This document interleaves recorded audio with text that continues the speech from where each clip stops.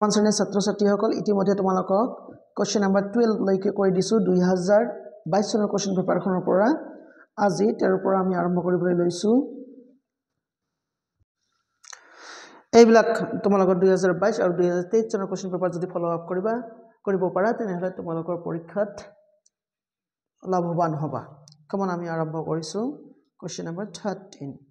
কি কৈছে অলপ ডাঙৰ কৰি লৈছো ৰবা কোবাকো সৰ্বসমতাৰ বিধিটো লিখা মানে তোমালোকে কি লিখিবা যে যদি দুটা ত্ৰিভুজৰ অনুৰূপ দুটা কোণ আৰু এটা বাহু সমান হয় তেনেহলে ত্ৰিভুজ দুটা সৰ্বাংগ সম এই বিধিটোকে কোবাকো বিধি স্বীকাৰ্য বুলি কোৱা হয় আকৌ এবাৰ কৈছো যদি দুটা ত্ৰিভুজৰ অনুৰূপ দুটা কোণ আৰু দুটা বাহু সমান হয় তেনেহলে ত্ৰিভুজ দুটা সৰ্বাংগ সম হ'ব ইয়াকে কোৱা হয় কোবাকো সৰ্বসমতাৰ বিধি ফাইন এটো গল এটা তোমালোকে পজ মাৰি তোমালোকে লিখিব পাৰা টকা বহিত ফাইন এটা 14 নম্বৰত আহিছো এটা চতুৰ্ভুজৰ কোণ কেইটাৰ অনুপাত 5:3:5:9:13 কোণ কেইটা নিৰ্ণয় কৰা তোমালোকে জানিবা চতুৰ্ভুজ এটাৰ কোণ চাৰিটাৰ সমষ্টি কিমান 360 ডিগ্ৰী তোমালোকে এনেকৈ লিখিবা ধৰা হল কোণ কেইটা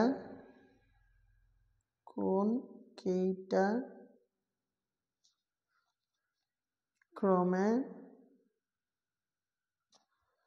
3x 5x 9x আৰু 13x লিখিলা নহয় লিখাৰ পিছত নেক্সট লাইনত তোমালোকে লিখিবা according to question 13x plus 5x plus 9x plus 13x equal to কিমান হ'ব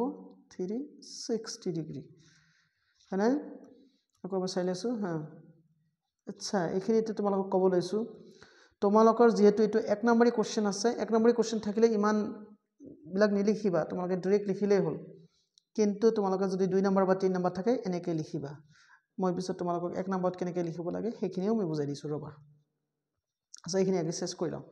তাৰ পিছত এটো তোমালোকে এড কৰিলা 3 5 কিমান হয় 8 8 আৰু 9 17 17 আৰু 13 কিমান হ'ব 30 তেনেহলে 30x equal to 360 হয়নে ইফালে তোমালোকে 0 0 কাটি দিলা 3 12 36 হয়নে তেনে x ৰ মান তোমালোকৰ 12 হ'ল তেনেহলে কি কৈছে তোমালোকক কোণ কেইটা নিৰ্ণয় কৰা কোণ কেইটা নিৰ্ণয় কৰিব দিছে নহয় তেনেহলে প্ৰথমটো কোণ হ'ব 3x মানে 3 into 12 equal to কিমান হ'ব 36 দ্বিতীয় কোণটো 5 into 12 5 12 60 তাৰ পিছত তৃতীয় কোণটো হ'ব তোমালোকৰ 9 into 12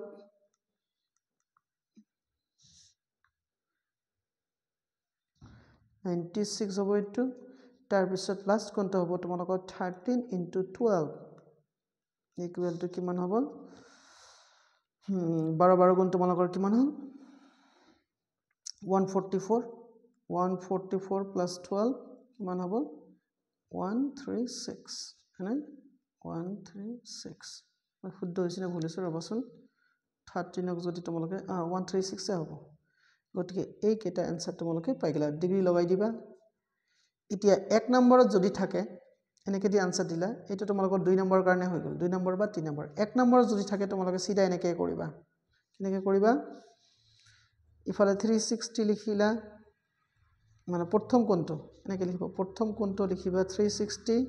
তাৰ পিছত 3 plus 5 plus 9 plus 13 লিখিলা নহয় ইনটু প্ৰথম কোণৰ বাবে 3 দিলা তেনেহলে কিমান হ'ব 360 by 30 into 3 কাটাকাটি কৰিবা 3 10 গুণ 30 হ'ল এটো ইখনে ইখনে কাটিলা তোমালোকৰ 36 দ্বিতীয় কোণটোৰ কাৰণে তোমালোকে কৰিবা কি সেই একে কথা 360 by 30 into 5 মানে ইখনে ইখনে কাটিলা 3 12 36 কিমান হ'ল 60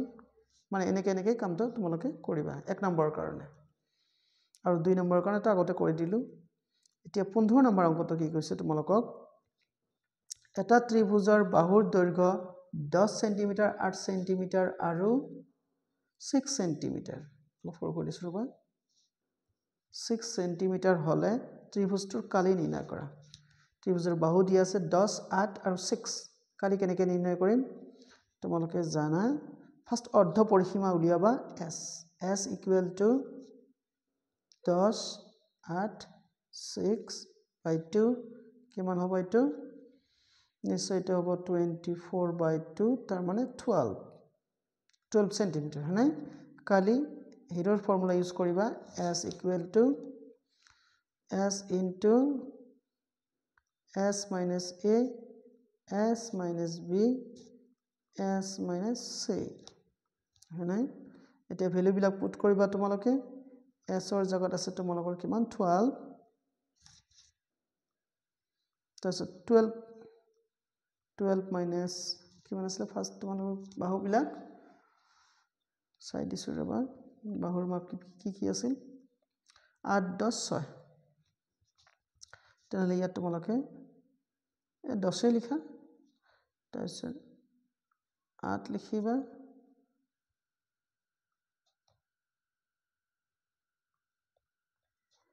সমান সমান root over 12 পূৰণ 2 পূৰণ 4 পূৰণ 6 লিখিলা নহয় এতিয়া ইয়াক আমি কি কৰিম তোমালোকে জানা ইয়াত 4 টো আমাৰ বৰ্গ সংখ্যা বাহিৰলৈ আনিলে 2 হ'ব হয়নে আৰু তাৰ পিছত 2 এনেকৈ থলা এতিয়া 12ক তোমালোকে লিখিব পাৰা 3 into 4 হয়নে ইয়াত 2 টো আছে ইয়াত 2 লিখিলা আৰু 6ক তোমালোকে লিখিব পাৰা 2 into 3 হলনে ফাইন এতিয়া কৰিবা কি 2 টো 2 এ থাকিল ইফালে 4ক আনিলে তোমালোকৰ 2 হ'ব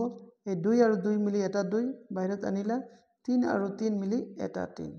তেনেহলে কিমান হল পূৰণ কৰা 3 8 24 সেন্টিমিটাৰ স্কয়াৰ মানে ইয়া হ'ব তোমালোকৰ আনসাৰ ফাইন মানে হিৰৰ সূত্ৰটো ব্যৱহাৰ কৰা হৈছে 16 নম্বৰ কোশ্চেনটো মই বুজাই দিবলৈ লৈছো ৰবা এটা শংকুৰ বক্ৰপৃষ্ঠৰ কালি নিৰ্ণয় কৰা যাৰ নতি উচ্চতা 10 সেন্টিমিটাৰ আৰু শংকুৰ ভূমিৰ ব্যাসাৰ্ধ 7 সেন্টিমিটাৰ নতি উচ্চতা মানে তোমালোকৰ l মানে l ৰ মান তোমালোকক দিয়া আছে জাস্ট এ মিনিট l আছে 10 আৰু r আছে 7 পৃষ্ঠকালি উলিয়াব দিছে না জাস্ট এ মিনিট তা শংকুৰ বক্ৰপৃষ্ঠৰ কালি খালি তেনেহলে বক্ৰপৃষ্ঠৰ কালিৰ ফৰ্মুলা কি আছিল তোমালোকৰ 2 পাই rl হয়নে বক্ৰপৃষ্ঠৰ কালি sa equal to 2 পাই নহয় পাই rl হয়নে তেনেহলে পাইৰ মান 22/7 r ৰ মান 7 l ৰ মান 10 সেন্টিমিটাৰ স্কয়ার লিখিবা কিন্তু 7 7 কাটি দিলা 22 10 গুণ 210 সেন্টিমিটার স্কয়ার এটা তোমালোকৰ হৈ গল আনসাৰ নেক্সট আসলে কি তোমালোকৰ 17 টো 17 টো মই বুজাই দিছো এটা জুইখলাৰ বাকচৰ যোগ 4 centimetre by 2.5 centimetre into 1.5 centimetre হলে বাকচটোৰ আয়তন একেবাৰে সহজ আয়তনৰ ফৰ্মুলা কি আছিল আয়তনৰ ফৰ্মুলা আছিল v equal to lbs l ৰ মান কিমান আছিল এতিয়া পাহৰিলো l ৰ মান আছিল 4 2.5 1.5 তেনে লিখিবা তোমালোকে 4 into 2.5 into 1.5 নাই তেনেহলে 4 পজিশন কিমান হ'ব 100 পূৰণ 1.5 এটা পূৰণ কৰিলে কিমান হ'ব দশমিকটো 2 ঘৰ পিছত যাব 150 ইয়াত লিখিবা তোমালোকে সেন্টিমিটাৰ কিউব কিয় লিখিবা কাৰণ এইটো তোমালোকৰ আয়তনৰ একক লিখিব লাগে নাই আজি ইমানলৈকে থাকিল 17 নম্বৰলৈকে থাকিল তেনেহ'লে বাকিখিনি তোমালোকৰ পিছত মই বুজাই দিম 18 পৰা 21 নম্বৰলৈকে আশা কৰিছোঁ তোমালোকে ভিডিঅ'টো ভাল পাবা লাইক কমেন্ট শ্বেয়াৰ কৰিবা আৰু প্লিজ মোৰ চেনেলটো সাবস্ক্ৰাইব কৰিবা চোৱাৰ কাৰণে ধন্যবাদ